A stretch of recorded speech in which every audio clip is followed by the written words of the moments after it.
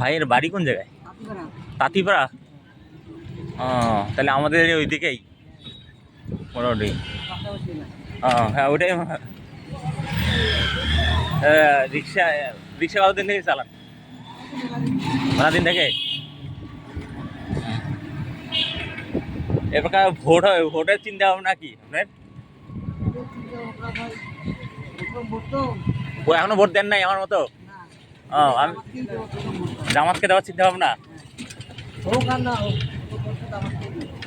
আচ্ছা, আপনার জায়গা থেকে আপনি স্থির যে কি জামাত হইলে হোক না হইলে নাই, আমার জায়গা থেকে আমি জামাতকেই দিব। না, এটা এটা প্রায় প্রায় এখন আমি দেখি যে রংপুরে বর্তমান জেনারেশন আমাদের মতো যারা আছে বেশিরভাগই এই জিনিসটা, যে হইলে হোক না হইলে নাই, আমার জায়গা থেকে আমার ভোটটা দিব।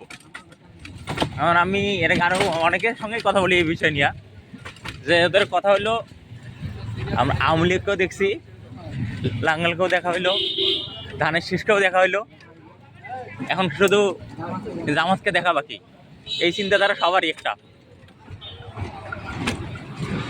যে দেখা যাক ওনারা একবার দেশ চালায় কি কোন পর্যায়ে যায় বা কি হয়।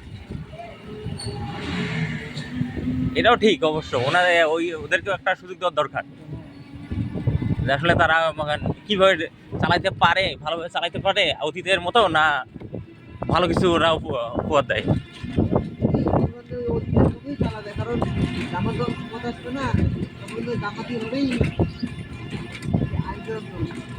হ্যাঁ, আপনি আমার কাছে যে জামাত আসবে, জামাতের সিস্টেমেই ওদের যেভাবে পরিচালনা করার দেশ দরকার ওইভাবেই পরিচালনা করা হবে।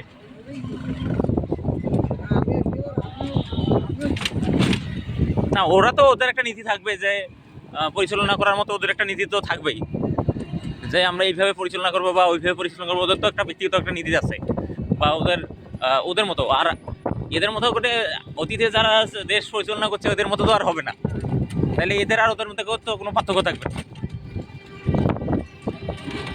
এটা অবশ্য একটা বড় বিষয়। না, এই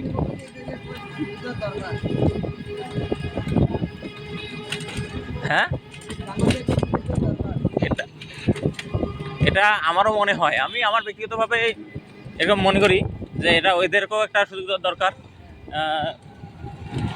এখন বাকিটা হলো মানুষ, জনগণ সিদ্ধান্ত নেয় আসলে, যে তারা কি করবে না করবে, কোন জায়গায় দিবে না দেবে। কারণ ভোটের সময় আপনি যখন চলে আসে, আগে থেকে একরকম চিন্তা ভাবনা থাকে, আরেক পরে যখন ভোট যখন দিতে যায় তখন চিন্তা ভাবনা আরেক রকম হয়ে যায়। চিন্তা ভাবনা দুই রকম হয়ে যায়, দুই তিন রকমের হয়ে যায়, তো এই জন্য সমস্যা, যে কখন তখন কিভাবে কি দিবে না দিবে তখন ওইভাবে চিন্তা ভাবনা করে। আপনাদের বাসায় কয়টা ভোট? 6 জন।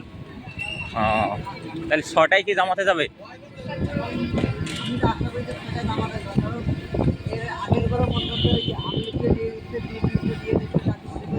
বাসার ভোট আপনার সবগুলো সবাইকে একবার একবার করে দিছিল, দিয়ে দেখছে। বুঝছি,